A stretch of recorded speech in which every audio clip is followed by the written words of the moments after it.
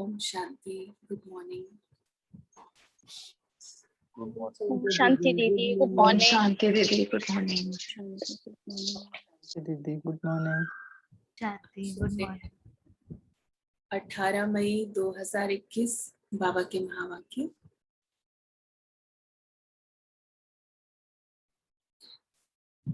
बाबा ने आज कहा, मीठे बच्चे, कालों का काल बाबा आया है तुम्हें काल पर जीत प्राप्त कराने।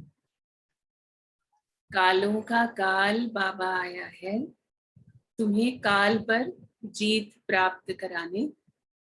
मन मना भव के मंत्र से ही तुम काल पर जीत पाएंगे। मन मना भव के मंत्र से ही तुम काल पर जीत पाएंगे। कालों का काल दो काम करने आता है। एक तो काल पर जीत पहनाने, आज बाबा ने कहा, और फिर साथ ले जाने। काल पर जीत पहनाने का मतलब ये नहीं है कि यहीं रहेंगे, इसी शरीर में रहेंगे, फिर जाना ही नहीं है, लेकिन काल पर जीत पहन कर फिर जाना है। अकाले मृत्यु नहीं, जैसे स्व इच्छा से मृत्यु का गायन है ना, अपनी इच्छा से शरीर छोड़ना, पहले काल पर जीत पहनना है, उसके बाद जाएंगे। जाएंगे माना अपनी मर्जी से, आराम से, प्यार से शरीर छोड़ेंगे, बाबा के साथ जाएंगे। इस प्रकार से जाएंगे, ऐसे नहीं जैसे दुनिया में लोग रोते चिल्लाते और फिर प्रे करते रहते हैं अंत तक भी कि नहीं जाना है। जब जाने का समय होगा तो बहुत सहज आत्मा शरीर से निकलेगी।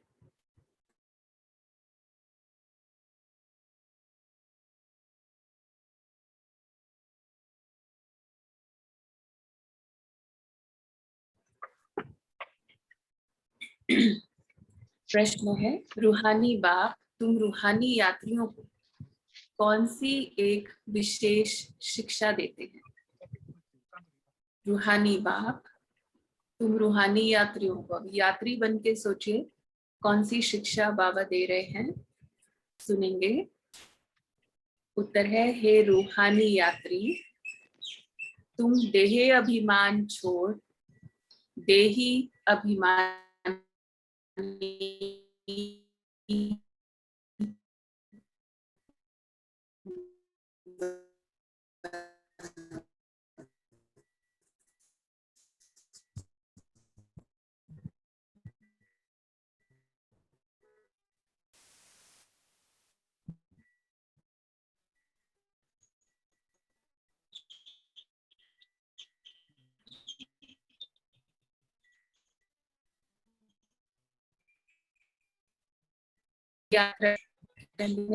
अभिमान छोड़ देही अभिमानी। रावण ने आधा कल्प में देह अभिमानी बनाया, अब आत्म अभिमानी बनो।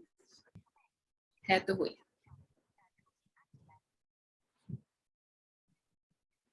तो बाबा कहते, वह है सब बच्चों का बाप, वह है शिव बाबा। हमारा तो बाबा है ना। बाप ने समझाया है, हे बच्चों, भक्ति मार्ग में तुमको दो बाप है।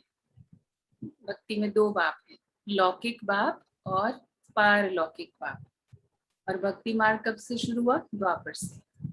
तो एक तो वह शरीर का पिता, लेकिन फिर भी परमात्मा को याद करते रहते हैं, तो पारलौकिक बाप भी है, भले जानते नहीं।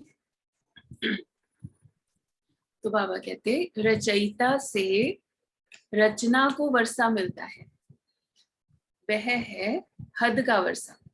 अभी लौकिक बाप से भी वर्षा मिलता है, वो भी रचयिता है, वो भी बच्चे को वर्षा देता है, लेकिन वो है हद का वर्षा और ये है बेहद का वर्षा। एक एक शब्द के ऊपर जब चिंतन करेंगे ना, तो नशा चलेगा कि कौन सा वर्षा बाबा से हमको बेहद का वर्षा मिलता है। जैसे इसी एक बात को पकड़ो और इसका चिंतन करो, क्या क्या मिलता है। और जब बाबा कहते हैं 21 जन्मों का वर्षा है, तो उसमें ये प्रेजेंट जन्म संगम युग का भी आता है ना। तो इस समय भी क्या क्या मिला है अब तक और क्या मिल रहा है, जितना इसका चिंतन करेंगे उतना नशा चढ़ता है। तो बाबा कहते हैं बेहद का बाप तो एक ही है जिससे बेहद का वर्षा मिलता है, वह है निराकार। उसका नाम है परमपिता परमात्मा शिव।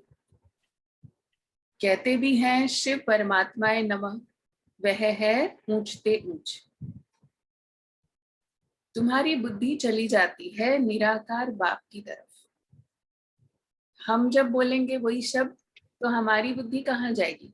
और जो वैसे लोग बोलेंगे जिनको ज्ञान नहीं है, शब्द वही बोलते हैं, लेकिन शिव बोलते हैं तो उनके सामने कौन सी इमेज आती है? तपस्वी रूप, देहधारी रूप की इमेज आती है ना उनके आगे। तो बाबा कहते हैं तुम्हारी बुद्धि जाती है निराकार की तरफ, वह रहते हैं परम धाम में, जहां से तुम आत्माएं आती हो, बाप भी वहां ही रहते हैं। तो ये सब कुछ आ गया बुद्धि में, जैसे ही हमने बोला शिव परमात्मा नमः।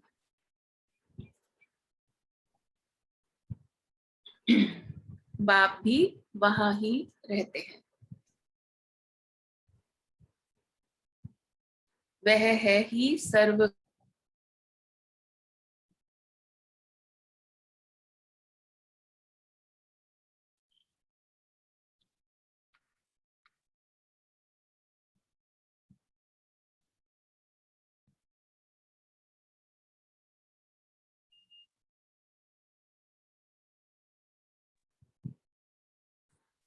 तो बाबा कहते वह है ही सर्व का सदगति करने वाला। उसमें भी भारत परमपिता परमात्मा का बर्थ प्लेस है। शिव जयंती भी यहाँ मनाते हैं। उस रूहानी बाप को ही ज्ञान कर पतित पावन, लिबरेटर, गाइड कहा जाता है। वही दुख हरता सुख करता है। तो कल की मुरली याद है, बाबा ने कहा था बाबा की जो भी महिमा है वो बाबा बच्चों को देते हैं। तो बाबा की महिमा से एक तो बाबा की याद, बाबा के लिए प्यार, और दूसरा अपना अधिकार भी याद आता है। बाबा आकर के हमें क्या देते, क्या बनाते। वही दुख हरता सुख करता है। ये भारतवासी जानते, इतना तो जानते ही। इस इन टाइटल्स के साथ इस महिमा से उसको याद करते हैं। ये दुख धाम है, भारत ही सुख धाम था। बाप बच्चों को बैठ समझाते हैं। अभी बच्चों को बैठकर क्या समझाते हैं? हे भारतवासी, तुम विश्व के मालिक थे, जबकि तुम्हारा आदि सनातन देवी देवता धर्म था। तुम विश्व के मालिक श्रेष्ठ थे। अब ये धर्म भ्रष्ट, कर्म भ्रष्ट बन गए हैं। इस समय के मनुष्य अपने को पावन देवता कहला नहीं सकते। कलयुग अंत तक भक्ति मार्ग चलता है, और जब ज्ञान है तो फिर भक्ति की जरूरत नहीं। चल तो रहा है, एक तरफ भक्ति मार्ग चल रहा है, लेकिन जो ज्ञान मार्ग में आ गए उसको भक्ति की जरूरत नहीं। ज्ञान से होती है सदगति। सर्व का सदगति दाता बाप जब तक न आए तब तक सदगति हो न सके।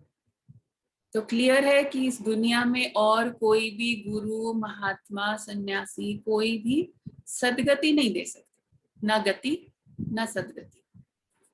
बाप कहते हैं मैं कल्प के संगम युग पर आता हूं। इस समय है ही पतित दुनिया, पावन एक भी होता नहीं। इस समय है पतित दुनिया और पावन एक भी नहीं है।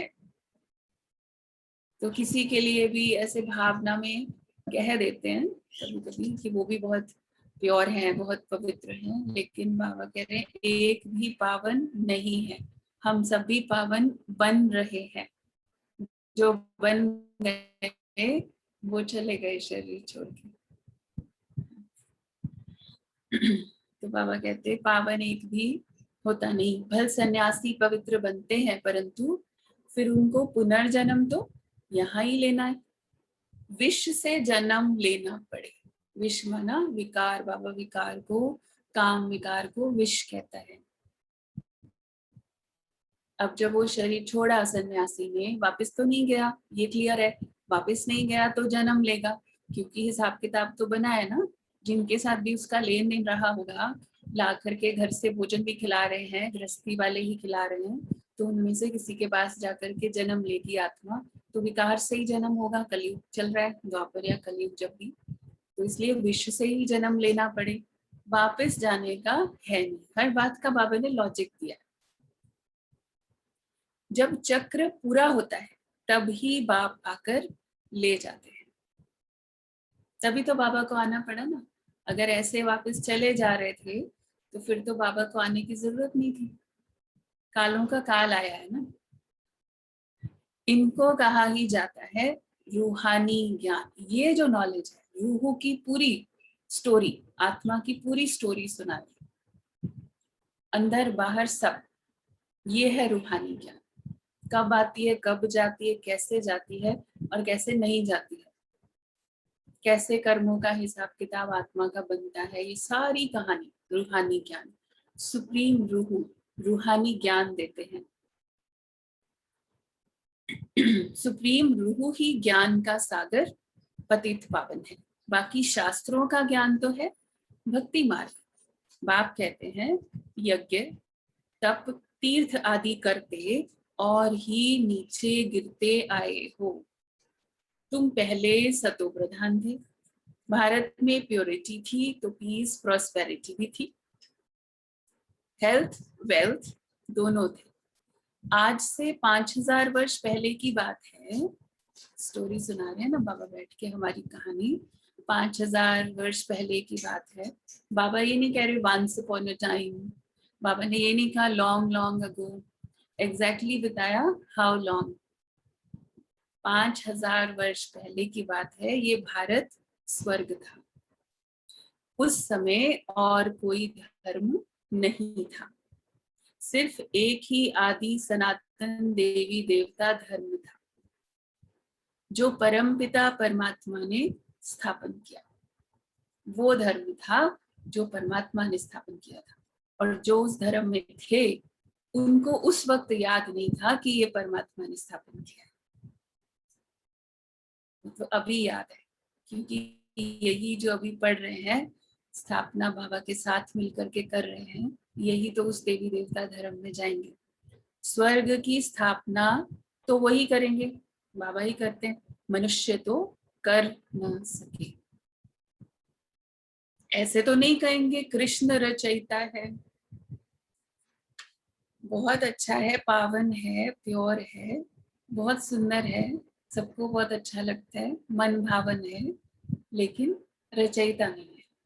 रचयिता बाबा है, उसको भी बनाने वाला, उसको भी वर्षा देने वाला बाबा है। नहीं, रचयिता एक ही निराकार शिव है, बाकी है उनकी रचना। रचयिता से ही रचना को वर्षा मिलता है। बाप समझाते हैं मैं तुम्हारा बेहद का बाप हूँ, तुमको बेहद का वर्षा देता हूँ 21 जन्मों के लिए। सूर्यवंशी चंद्रवंशी पवित्र धर्म स्थापन करता हूँ। ब्राह्मण धर्म है चोट, सबसे ऊंच है रूहानी बाप। रूहों को आप समान बनाते हैं, सबसे ऊंच है, पहले ये बताया, और फिर कहा रूहों को आप समान बनाते हैं, तो फिर हम भी क्या बन गए, ऊंच बन गए ना। बाप ज्ञान का सागर, सुख का सागर है, तो तुमको भी बनाते हैं। भारत ही सुख धाम था, अभी तो दुख धाम है। बाप कैसे आते हैं ये किसी को पता नहीं, जिसमें प्रवेश किया उसको भी नहीं पता चला। जब तक शिव बाबा खुद बताए कि मैं कब आता हूँ, कैसे आता हूँ, तब तक किसी को नहीं पता। सतयुग आदि से कलयुग अंत तक ये सारी हिस्ट्री ज्योग्राफी भारत की है। ये लक्ष्मी नारायण कितने हेल्दी वेल्दी थे, कभी बीमार नहीं पड़ते थे। रोज थोड़ा थोड़ा थोड़ा थोड़ा बाबा बताते रहते हैं सतयुग के नजारे, वहां की कैसे कैसे होगा। वो कभी बीमार नहीं पड़ते थे। अभी काल पर विजय पाने शिक्षा ले रहे हैं, इसलिए वहां पर कभी बीमार नहीं पड़ेंगे, क्योंकि इस समय वो वाली शिक्षा ले रहे हैं जिससे काल पर विजय होती है। ठीक है, जो डॉक्टर्स सुन रहे हैं, बाबा ने बोला है कि वहां डॉक्टर्स की जरूरत नहीं होगी, तो आप सोच लो कि वहां पे क्या करेंगे, राजा ही लेंगे ना। तो बाबा कहते हैं नाम भी सुना शिवाय नमः।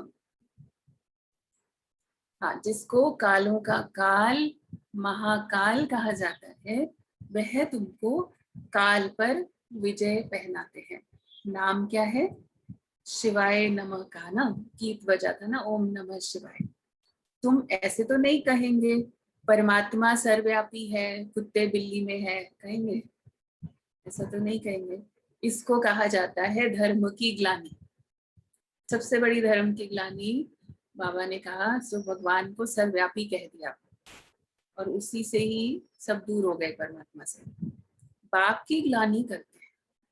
बाबा कई बार कहते हैं अपने लिए तो फिर भी 84 लाख योनियां गई, लेकिन भगवान के लिए तो बिल्कुल अनलिमिटेड ही ग्लानि की है, हर चीज में ही बोल दिया उसको। तो बाबा कहते हैं अभी ये है कल्प का संगम समय, इस समय ही विनाश काले विपरीत बुद्धि कहा जाता है। अब विनाश तो सामने खड़ा है, गीता में भी लिखा है यादव कौरव पांडव क्या करत है। सर्व शास्त्रमय शिरोमणि श्रीमद् भगवत गीता है, उनसे ही फिर और शास्त्र निकले हैं। तुम जानते हो गीता है डेटी धर्म का शास्त्र। बाप कहते हैं मैं आता हूं तुमको शूद्र से ब्राह्मण बनाता हूं, फिर सो शूद्र से ब्राह्मण बनाया, फिर सो देवी देवता बनाता। तो ये प्रोसेस है, पहले ब्राह्मण शूद्र से, फिर बनेंगे देवी देवता, और फिर तुम क्षत्रिय वैश्य शूद्र बनते हो। क्षत्रिय वैश्य शूद्र बनाता हूं ये नहीं कहा, बनाता हूं ब्राह्मण और देवता, और बाकी सब बनते हैं। बाकी तो जिसने अच्छे से पढ़ाई नहीं की तो वो फिर देवता की बजाय क्षत्रिय में, सतयुग के बजाय त्रेता में आएंगे, और बाकी जो बस थोड़ा थोड़ा अच्छा अच्छा करते हैं वो फिर वैश्य भक्त तो बनेंगे ना, लेकिन फिर बिल्कुल ही नहीं आते ग्लानि करने वाले, वो तो फिर शूद्र अपने आप ही बनते हैं। और ऐसे ही जो बने भी देवता वो भी फिर इन घरानों में अपने आप नीचे नीचे उतरेंगे ना। बाबा को वो डिसाइड करने की जरूरत नहीं है, बाबा ने क्या बनाए, ब्राह्मण और देवता, बाकी सब बनते हैं बाय प्रोडक्ट।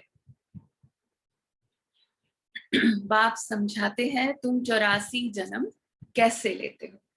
सबसे जास्ती जन्म जरूर वह लेते हैं जो पहले पहले सतयुग में आते हैं, लॉजिकल है बात।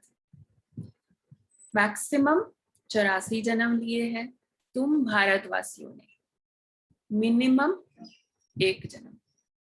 ये भी बाप ही बैठ समझाते हैं। बाप बिगर किसको ज्ञान का सागर नहीं कहा जाता है। पतित पावन ज्ञान का सागर कहने से बुद्धि ऊपर चली जाती है, बाप ही सबको लिबरेट कर वापस ले जाते। सर्व का सदगति दाता एक ही बाप है।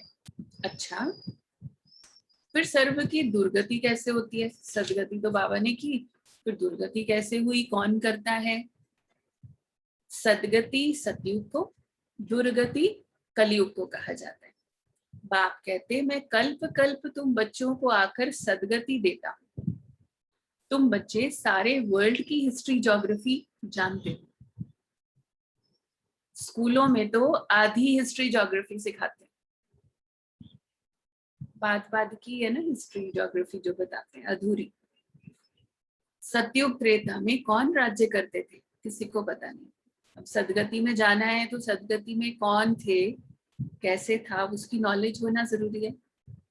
चित्र तो बरोबर है, ये लक्ष्मी नारायण राज्य करते थे। कितना समय में राजधानी चली तुम बता सकते हो एग्जैक्टली?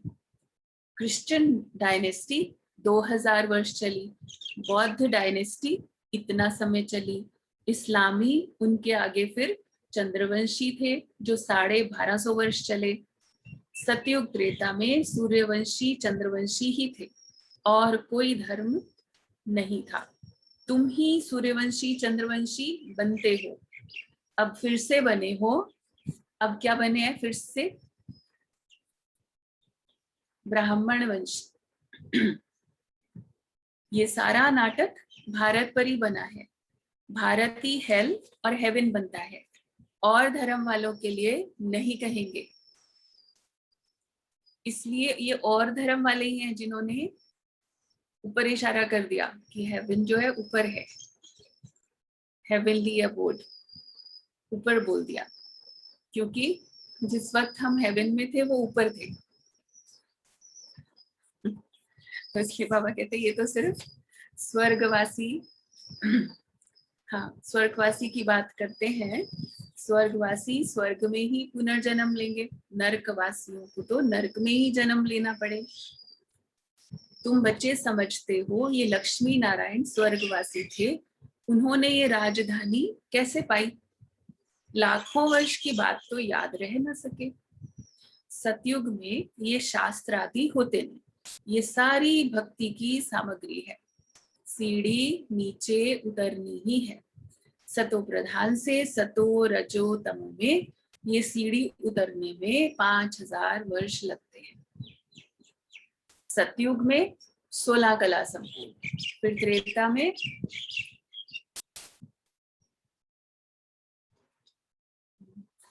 त्रेता में 2 कला कम। आत्मा में कौन सी खाद पड़ी? चांदी की खाद पड़ गई। अब सोने में चांदी मिक्स हो गई, चांदी भी कोई कम नहीं है लेकिन वैल्यू तो कम हो गई ना। कॉपर एज में आए तो कॉपर की अलॉय पड़ी। इस समय बिल्कुल ही तमो प्रधान है, आत्मा में ही खाद पड़ती है। तुम ही पूरे 84 जन्म लेते हो। ये रूहानी बाप शिव बाबा आकर रूहानी बच्चों को समझाते हैं। बीच बीच में बार बार रिमाइंड करा रहे हैं कि कौन समझा रहे हैं, और कोई नहीं समझा सकता। तुमको अब आत्म अभिमानी बनना है। देखिए आत्माभिमानी में पूरी प्रैक्टिस है। आत्माभिमानी में पूरा चक्र आ जाता है, 5 स्वरूप आ जाते हैं, स्वदर्शन चक्रधारी, ये आत्माभिमानी स्थिति कनेक्शन है सब चीजों का। रावण की प्रवेशता होने से सब देह अभिमानी बन जाते हैं। अब क्या करना है? अपने को आत्मा समझना है। हम ही 84 जन्म लेकर भिन्न भिन्न पार्ट बजाते आए हैं। अब 84 का चक्र पूरा हुआ। अब तो शरीर भी जर्जरीभूत हो गया।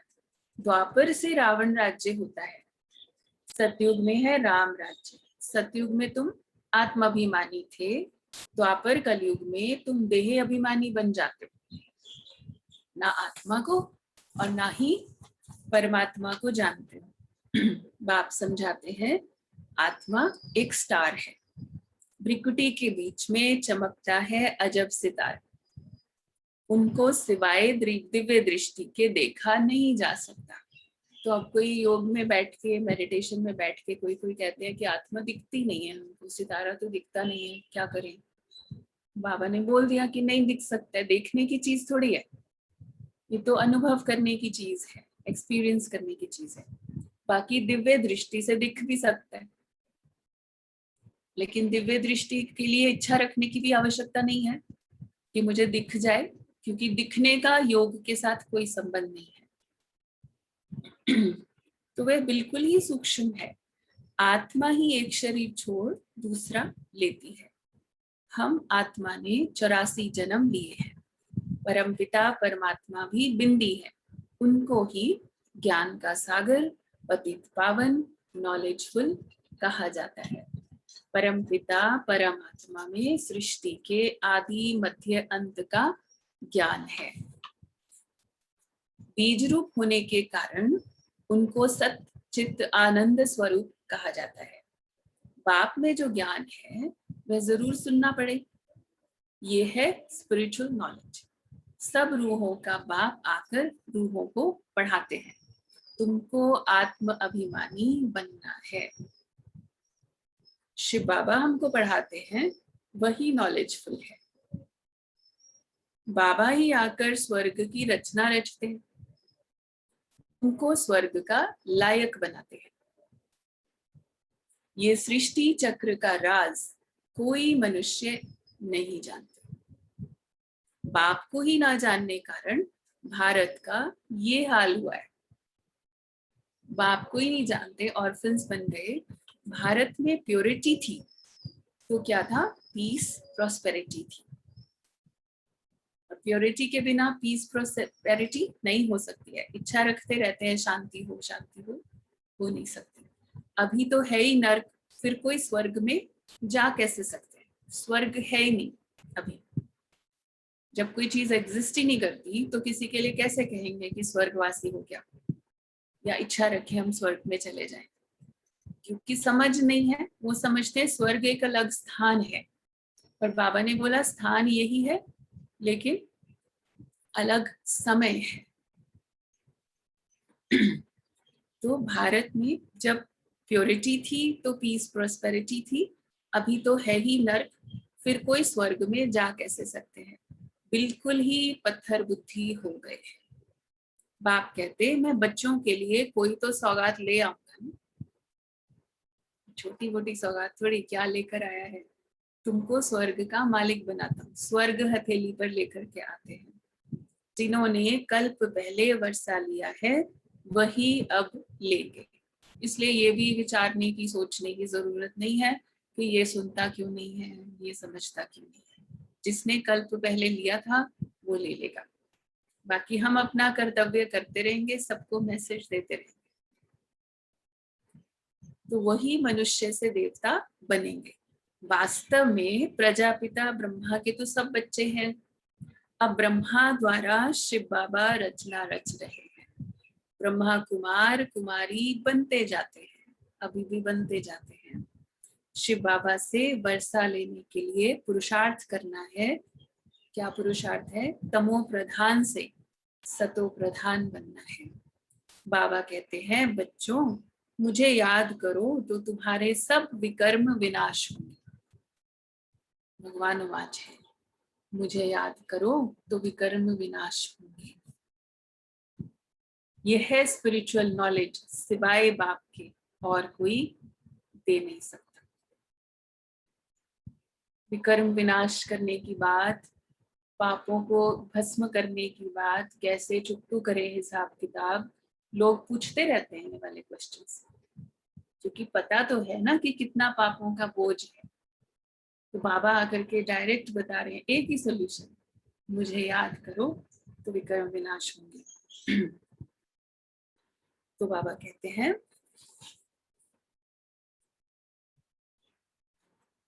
ये स्पिरिचुअल नॉलेज बाप सिवाय बाप के और कोई दे नहीं सकता।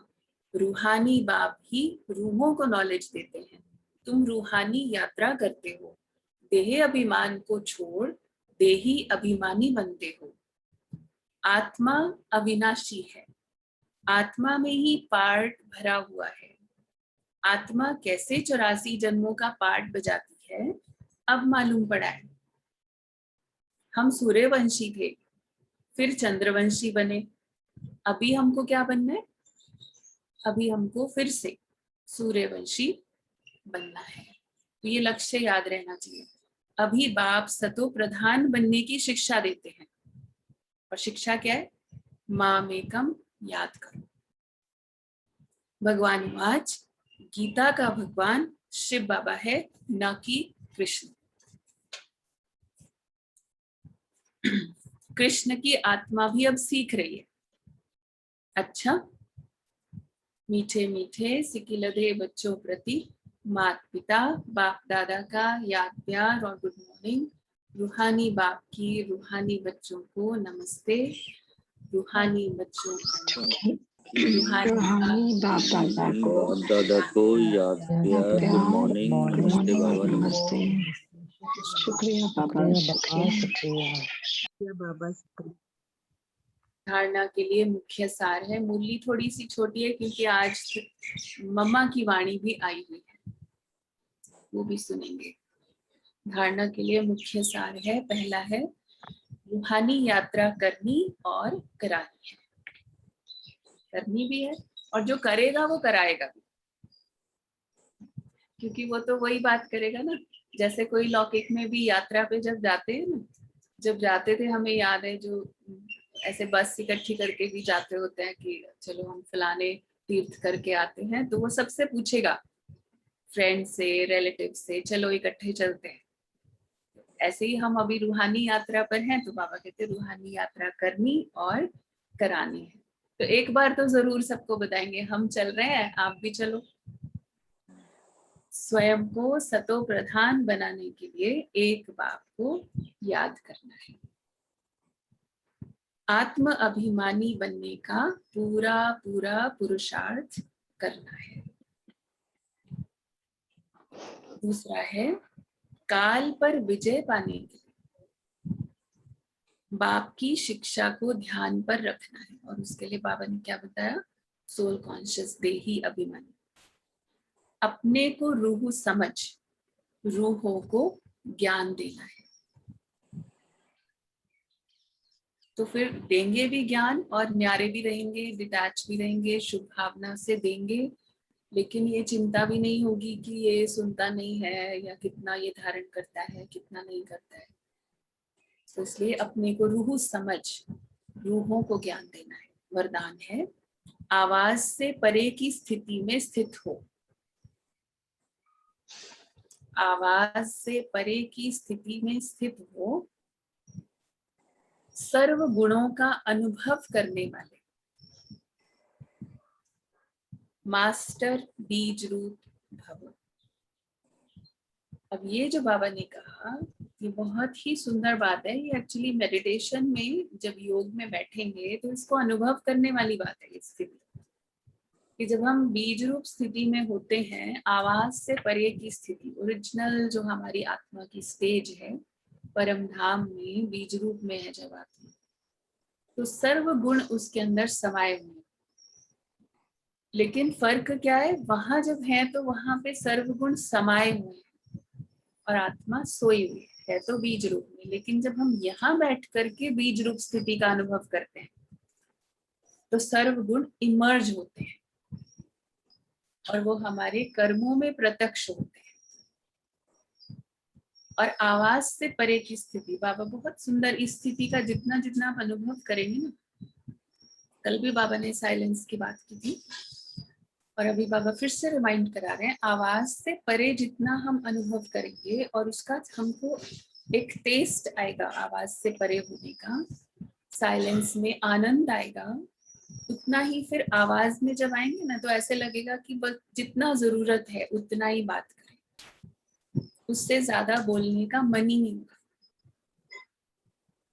तो बाबा कहते जैसे बीज में सारा वृक्ष समाया हुआ होता है, वैसे ही आवाज से परे की स्थिति में संगम युग के सर्व विशेष गुण अनुभव में आते हैं। जैसे जैसे साइलेंस में जाएंगे तो वो अनुभूति जो बाबा बात करते हैं रोज और हम सुनते हैं, सुनाते भी हैं, उसका अनुभव, मास्टर बीज रूप बनना अर्थात सिर्फ शांति नहीं, सिर्फ शांति नहीं, लेकिन शांति के साथ ज्ञान, अतीन्द्रिय सुख, प्रेम, आनंद, शक्ति आदि आदि सर्व मुख्य गुणों का अनुभव करना। मना ओम शांति के साथ ओम सुख, ओम प्रेम, ओम आनंद, ये सब स्थितियों का तो ये अनुभव सिर्फ स्वयं को नहीं होता है, लेकिन अन्य आत्माएं भी उनके चेहरे से सर्व गुणों का अनुभव करती है। एक गुण में सर्व गुण समाये हुए रहते हैं। मतलब एक गुण के साथ बाकी गुणों का भी अनुभव, जैसे शांति में है लेकिन वो रूखी सूखी वाली शांति नहीं है। एक ड्राई सी शांति होती है कि शांत है, कोई बहुत शांति में बैठा होता है ना, तो कभी कभी ऐसा भी होता है जैसे उसको देख के लगता है इसको टच ना करो, तो पता नहीं क्या डिस्टर्ब हो जाएगा। वो वाली शांति में ये शांति है जिसमें सुख, प्रेम, खुशी, आनंद सब कुछ समाया हुआ है और वो चेहरे से ही दूसरे को भी अनुभव होगा। स्लोगन है, अच्छाई धारण करो लेकिन अच्छाई में प्रभावित नहीं हो जाओ। मतलब किसी की अच्छाई से प्रभावित नहीं होना है, धारण तो करनी है।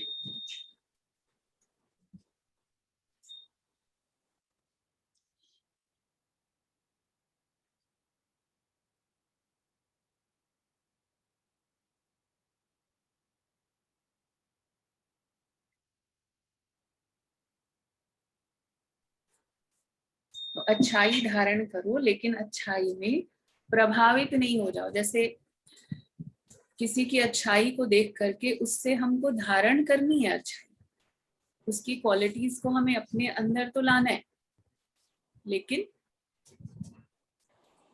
उससे प्रभावित होने से क्या होगा, वरना किसी भी मनुष्य आत्मा से प्रभावित हो जाएंगे अगर, तो फिर उसकी अच्छाई के साथ साथ कोई ना कोई अवगुण भी होगा उसके अंदर या कोई कमी भी होगी, तो वो भी अपने अंदर जाने अनजाने आ जाएगी। तो इसीलिए बाबा ने इसका फॉर्मूला बताया हुआ है कि अच्छाई को देखते हुए, धारण करते हुए भी साथ में एक चीज याद रखनी है कि इसको भी ये गुण, ये क्वालिटी देने वाला कौन है। देने वाला तो वही है, तो मुझे भी किससे लेनी है, उसी से मिलेगी। इससे मुझे इंस्पिरेशन मिल सकती है। किसी को देख के, एक अच्छा एग्जाम्पल होता है कोई, उसको देख करके जरूर हम इंस्पिरेशन ले, प्रेरणा ले, लेकिन शक्ति तो बाबा से मिलेगी ना धारण करने की। अभी ये एक पैराग्राफ ही है लेकिन बहुत पावरफुल, मातेश्वरी जी के अनमोल महावाक्य। और मम्मा की जो वाणी होती है वो एक ही पॉइंट के ऊपर एक टाइम में बहुत स्पष्ट और बहुत लॉजिकल मम्मा उसको स्पष्ट करती हैं। आज सर्वव्यापी को भी स्पष्ट किया है और भगवान हमारा साथी है उसको स्पष्ट किया है। जिसका साथी है भगवान उनको क्या रोकेगा आंधी और तूफान। जिसका साथी है भगवान उनको क्या रोकेगा आंधी और तूफान। और ये वाले शब्द ना मुझे अचल दीदी की याद आती है क्योंकि often she used to say that, जिसका साथी है भगवान उसको क्या रोकेगा आंधी और तूफान। तो जिसका साथी है भगवान, देखो ये गीत सिद्ध करता है कि आत्मा और परमात्मा दो चीज है ना। ईश्वर सर्वव्यापी है क्योंकि जिसका साथी है ईश्वर, वो हाजिर होते हुए फिर भी सृष्टि में इतना दुख क्यों है। अगर उसको सर्वव्यापी मानते हैं तो फिर पहला क्वेश्चन ये आता है, फिर सृष्टि में इतना दुख क्यों है, मनुष्य इतने कंगाल मोहताज क्यों है। परमात्मा तो सुख स्वरूप है, तो सर्वव्यापी परमात्मा कहना गोया परमात्मा की इंसल्ट करना। आज की मुरली में भी था ना, ग्लानि करते हैं। तो मम्मा उसको स्पष्ट कर रही है, भगवान के हाजिर होते दुनिया सुख स्वरूप होनी चाहिए या दुख स्वरूप। फिर परमात्मा को पुकारने की दरकार क्यों। तो इस समय माया सर्वव्यापी है न कि परमात्मा हाजिर है। सर्वव्यापी कौन है, पांच विकार सर्वव्यापी है। परमात्मा सिर्फ एक बार संगम पर आता है तब उनको हाजिर नाजिर कह सकते हैं, बाकी उनकी याद सबके दिलों में जरूर व्यापक है। शरीर को चलाने वाली शक्ति तो हर एक में भिन्न भिन्न संस्कार वाली आत्मा है, ना कि परमात्मा है।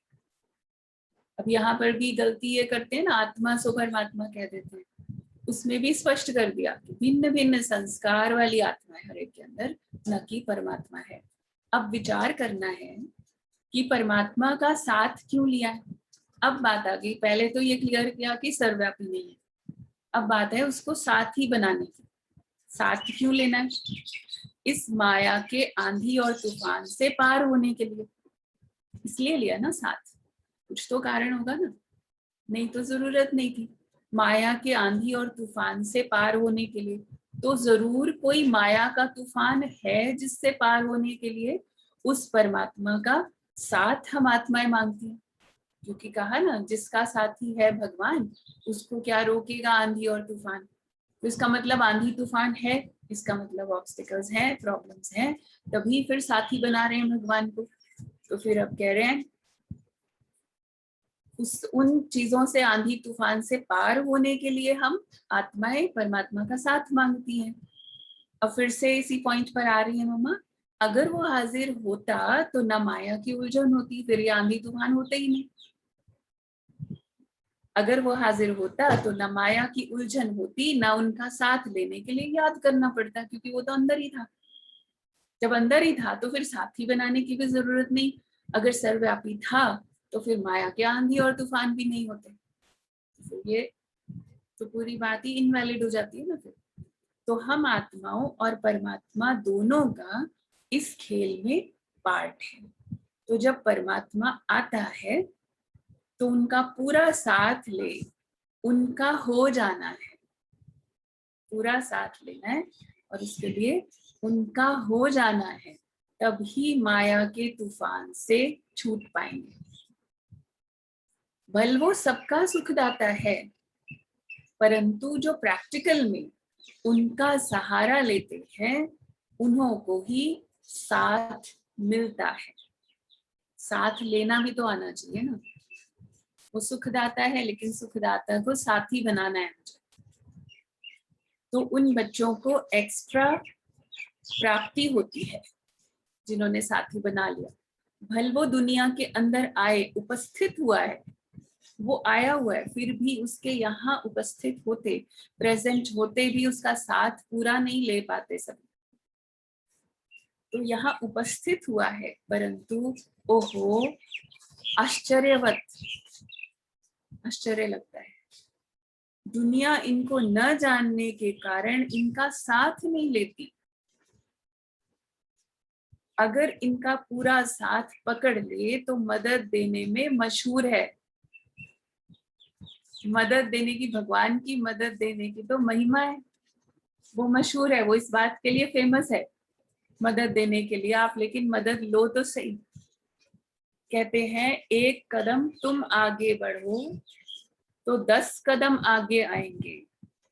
तो वो संपूर्ण वर्षा देते हैं जिसमें कोई अपूर्णता नहीं होती। ओम शांति। पूरा वर्षा देते हैं जिसमें कोई भी अपूर्णता नहीं है, कोई भी अप्राप्ति नहीं है, कुछ भी बाकी नहीं रहता है। तो ये थे आज के बाबा और मम्मा के। अभी बाबा की याद में बैठेंगे।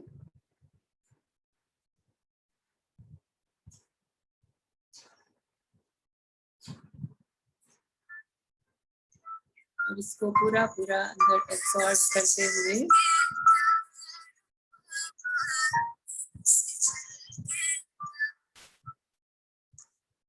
आए हैं सुख संसार बाबा, पाए हैं सुख संसार। निर्मल निर्मल किरणें आती, भालते हैं सौभाग्य सजाती। तिलक लगाती सदा विजय का, शक्ति अनोखी है भर जाती। प्यार से रहे निहारो बाबा, प्यार से